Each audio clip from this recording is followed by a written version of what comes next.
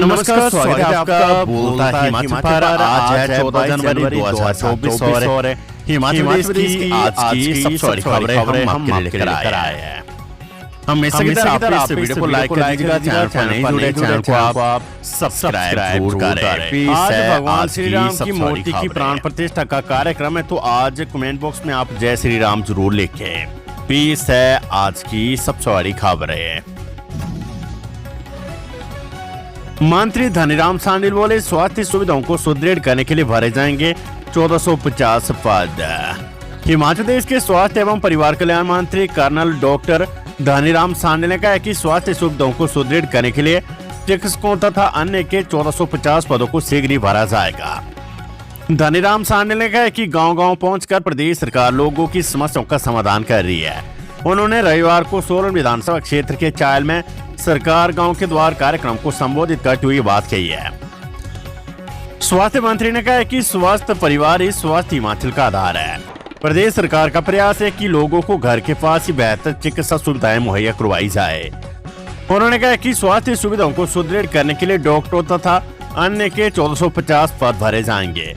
उन्होंने कहा कि प्रदेश सरकार द्वारा राज्य के लोगों को बेहतर सुविधाएं उपलब्ध करवाने के लिए विभिन्न योजनाएं आरम्भ की गई है। उन्होंने कहा कि शिक्षा के क्षेत्र को सुदृढ़ करने के लिए Rajiv Gandhi day boarding school खोलने तथा आगामी सत्र से अंग्रेजी भाषा में शिक्षा आरंभ करने का बेहतरीन निर्णय लिया गया है। उन्होंने कहा कि ये निर्णय शिक्षा के स्तर को बढ़ाने में मील का पत्थर साबित होंगे। रामलला प्राण प्रतिष्ठा आज हिमाचल में सार्वजनिक अवकाश, सीएम सुख ने किया ऐलान। सरकार ने अयोध्या में रामलला की मूर्ति की प्राण प्रतिष्ठा कार्यक्रम के अवसर पर 22 जनवरी को हिमाचल प्रदेश में सार्वजनिक अवकाश घोषित किया है। इसके तहत प्रदेश सरकार के सभी विभाग, बोर्ड, निगम, स्कूल, कॉलेज, विश्वविद्यालय आदि सभी शिक्षण संस्थानों में छुट्टी रहेगी। ये सार्वजनिक अवकाश नेगोशिएबल इंस्ट्रूमेंट एक्ट 1881 की धारा 25 के तहत दैनिक वेतनभोगी कामगारों पर भी लागू होगा। प्रदेश सरकार ने इससे संबंधित अधिसूचना रविवार को जारी की है, लेकिन अस्पतालों और अन्य आवश्यक सेवाओं में लगे कर्मचारियों को अवकाश नहीं होगा। उधर अधिसूचना जारी करने से पहले मुख्यमंत्री सुखविंदर सिंह सुक्खू ने पत्रकारों से अनौपचारिक बातचीत के दौरान 22 जनवरी को प्रदेश में सार्वजनिक अवकाश की घोषणा करते हुए कहा कि केंद्र सरकार ने आधे दिन की छुट्टी दी है, प्रदेश सरकार ने पूरे दिन की छुट्टी की है। राम किसी एक पार्टी के नहीं है, राम आदर्श है हम सब लोगों के, हिंदुस्तान की जनता के। राम संस्कृति है इस देश के लोगों की। और मेरा ये मानना है कि केंद्र सरकार ने तो आधे दिन की छुट्टी की है, हम तो पूरे दिन की छुट्टी की घोषणा कल करते हैं। और सभी हिमाचल वासियों से ये अनुरोध भी करेंगे कि कल वो अपने घर में दिया भी जलाए। ये इस दृष्टि से हम आज इस राम मंदिर के जो खंड पाठ है उसमें भी मैं शामिल हूँ। आप भी जलाएंगे सर दिया कल? बिल्कुल जलाएंगे, क्यों नहीं जलाएंगे, अपने घर को सजाएंगे। क्या बात कर रहे हैं आप। आधार कार्ड की तर्ज पर बच्चों को मिलेगा परमानेंट एजुकेशन नंबर, घोटालों पर लगेगी रोक, रिकॉर्ड भी रहेगा सुरक्षित। शिक्षण संस्थानों में शिक्षा व्यवस्था को सही बनाने के लिए केंद्रीय मानव संसाधन मंत्रालय ने स्कूलों को नए निर्देश जारी किए हैं। इन नए निर्देशों के मुताबिक सरकारी और निजी स्कूलों के बच्चों को ट्रैक करने के लिए आधार कार्ड की तर्ज पर परमानेंट एजुकेशन नंबर जारी किया जाएगा। प्रदेश भर में शिक्षा विभाग इस कार्य में जोर शोर से लगा है। यूडाइस प्लस पोर्टल के जरिए सरकारी व निजी स्कूलों में पढ़ने वाले बच्चों को 53 सूचनाएं UDISE unified district information system for education में भरने का काम जारी है। ये काम स्कूल स्तर पर हो रहा है। इसमें बच्चों की हेल्थ, हाइट, ब्लड ग्रुप व वजन तक का भी जिक्र है। ये सूचनाएं भरने के बाद हर बच्चे को एक विशेष नंबर आवंटित किया जाएगा। इस नंबर को परमानेंट एजुकेशन नंबर पैन नाम दिया गया है। स्कूल में बच्चों से संबंधित हर काम करने के लिए अब इस नंबर का उपयोग करना जरूरी होगा। बच्चों की टीसी काटने पर भी इस नंबर को भरना अनिवार्य होगा। नंबर नहीं भरने की स्थिति में बच्चों की ऑनलाइन टीसी जनरेट नहीं हो पाएगी। इसके साथ ही डिजिलॉकर सहित अन्य जगहों पर भी इसे लिंक किया जाएगा, जहां से बच्चों का डाटा एक ही जगह स्टोरेज हो पाएगा। दूसरा फायदा ये होगा कि स्कूल छोड़ने वाले बच्चों को सरकार ट्रैक नहीं कर पाती थी कि उन्होंने किसी दूसरे स्कूल में प्रवेश लिया या नहीं। सरकार की ओर से विद्यार्थियों के लिए विभिन्न योजनाओं का फायदा दिया जाता है।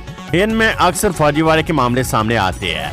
इतना ही नहीं, नौकरियों के लिए भी लोग फर्जी तरीके से मार्कशीट का उपयोग कर लेते हैं, लेकिन पेन अनिवार्य होने के बाद फर्जीवाड़े पर अंकुश लग सकेगा। साथ ही सरकारी योजना का लाभ भी मिलेगा। वहीं छात्रवृत्ति घोटालों पर भी रोक लगेगी। बच्चों का रिकॉर्ड भी इसमें सुरक्षित रहेगा। खबर स्कूल शिक्षा बोर्ड से जल्द जारी होगी 10वीं और 12वीं कक्षाओं की final date sheet. Himachal Pradesh school शिक्षा बोर्ड जल्द ही शैक्षणिक सत्र 2023-24 की मैट्रिक व जमा 2 नियमित एवं राज्य मुक्त विद्यालय की वार्षिक परीक्षा कंपार्टमेंट अतिरिक्त विषय श्रेणी सुधार परीक्षा हेतु फाइनल अंतिम डेट शीट जारी करेगा। बोर्ड द्वारा जारी की गई प्रस्तावित डेट शीट पर प्राप्त सुझावों पर बोर्ड विचार कर रहा है। बोर्ड की ओर से 11 जनवरी को 10वीं और 12वीं कक्षा की प्रस्तावित दिनांक सूचियां जारी की गई थी। इन दिनांक सूचियों पर 19 जनवरी तक विद्यार्थियों, अभिभावकों, अध्यापक व शिक्षक क्षेत्र से जुड़े प्रत्येक वर्ग से सुझाव मांगे गए थे। प्रत्येक वर्ग के साथ कई शिक्षा संगठनों की ओर से भी सुझाव प्रेषित किए गए हैं। शिक्षा संगठनों का कहना है कि मुख्य विषयों की परीक्षाओं के लिए कम छुट्टियां दी गई है। ऐसे में परीक्षार्थियों को अपनी तैयारी करने में परेशानी होगी। इसके अलावा और भी कई सुझाव दिए गए हैं। कई संगठन पहले इन दिनांक सूचियों में बदलाव की मांग कर चुके हैं। विशेष बात कर हिमाचल के छोटे यात्री वाहनों पर टैक्स में 6 गुना बढ़ोतरी लागू।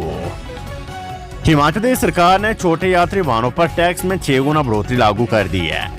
सरकार ने 31 अक्टूबर 2023 को इसे लेकर अधिसूचना जारी की थी और 2 नवंबर 2023 को राजपत्र में प्रकाशित किया गया था।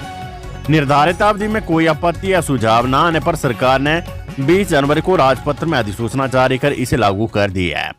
अधिसूचना के तहत तो ऑल इंडिया परमिट पर्यटक वाहनों पर विशेष पद कर 3000 से घटाकर 500 रुपए रोजाना कर दिया है, जबकि प्रदेश के पर्यटक वाहनों पर सालाना विशेष पद कर करीब 6 गुना बढ़ा दिया है। अधिसूचना के तहत प्रदेश में पंजीकृत 5 सीटों से कम क्षमता वाले व्यावसायिक वाहनों को सालाना 1350 के स्थान पर अब 8000 रुपए, 5 सीटर से अधिक और 10 सीटर से कम क्षमता वाले वाहनों को 800 रुपए के स्थान पर 2000 रुपए प्रति सीट प्रति साल, 10 सीटर से अधिक और 23 सीटर से कम वाले वाहनों पर 1000 के स्थान पर 3000 रुपए प्रति सीट प्रति साल और 23 सीटर से अधिक क्षमता वाले वाहनों को 1500 रुपए के स्थान पर 5000 रुपए प्रति सीट प्रति साल की दर से विशेष पद कर चुकाना होगा।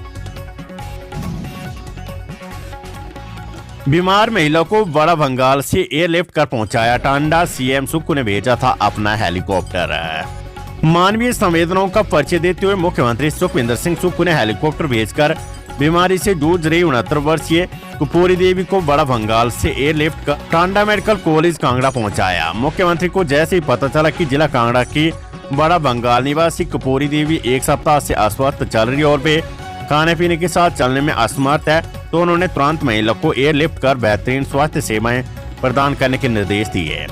शुक्रवार सुबह, शनिवार, रविवार सुबह हेलीकॉप्टर के माध्यम से कपूरी देवी को बड़ा भंगाल से सफलतापूर्वक एयरलिफ्ट किया गया और स्वास्थ्य लाभ के लिए टांडा मेडिकल कॉलेज में भर्ती करवाया गया। कपूरी देवी को डॉक्टरों की निगरानी में रखा गया है।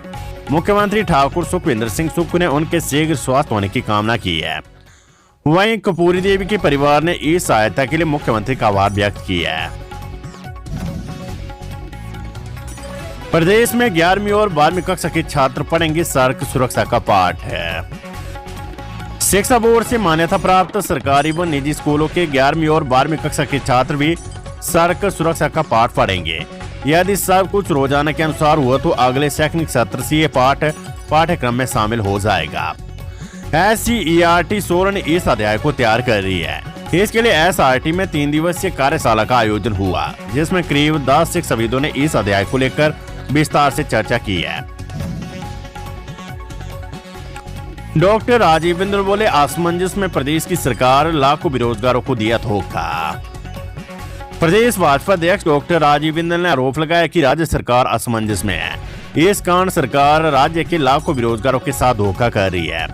शिमला से जारी बयान में उन्होंने कहा कि युवाओं को रोजगार देने वाले संस्थान अधीनस्थ चयन आयोग हमीरपुर को बंद किए 13 माह हो गए हैं, लेकिन अभी तक नए संस्थान ने काम शुरू नहीं किया है। पूर्व आयोग द्वारा जो पेपर लिए गए थे उनके परिणाम भी नहीं निकाले गए हैं। इस कारण गत 1 वर्ष से हजारों बेरोजगार सड़कों पर नारे लगाने को मजबूर है। वहीं जब ये बेरोजगार मुख्यमंत्री के पास जाते तो उनको मंत्रियों के पास भेज देते हैं। और जब मंत्रियों के पास जाते तो वे उन्हें मुख्यमंत्री के पास भेज देते हैं। तो ये थी हिमाचल प्रदेश की आज की सबसे बड़ी खबरें। हमेशा की तरह आप इस वीडियो को लाइक कर दीजिएगा और हमारे चैनल बोलता है हिमाचल को आप सब्सक्राइब जरूर करें। नमस्कार, जय हिंद, जय भारत।